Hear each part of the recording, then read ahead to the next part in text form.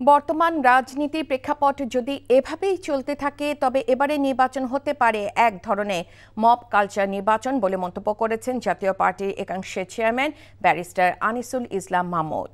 সকালে রাজধানী গুলশানে জাতীয় পার্টি দুই অংশের উদ্যোগে নবগঠিত রাজনৈতিক জোট জাতীয় গণতান্ত্রিক ফ্রন্টের আত্মপ্রকাশ অনুষ্ঠানে এই মন্তব্য করেন তিনি। আনিসুল ইসলাম বলেন, জনগণ পরিবর্তন চাইলেও নির্বাচনে গ্রহণযোগ্যতা নিশ্চিত করা এবং আইন শৃঙ্খলা পরিস্থিতি উন্নত করার জন্য সরকারের কাছে বারবার অনুরোধ জানানো দরকার। তিনি আরও উল্লেখ করেন, সরকারের কোনো সংলাপে জাতীয় পার্টি সহ নিবন্ধিত সব রাজনৈতিক দলকে আমন্ত্রণ না জানানো বৈষম্যমূলক আচরণ হিসেবে গণ্য হবে। ফেব্রুয়ারির জাতীয় নির্বাচনে নির্বাচন কমিশন কতটুকু সক্ষম সেই প্রশ্ন তোলেন তিনি।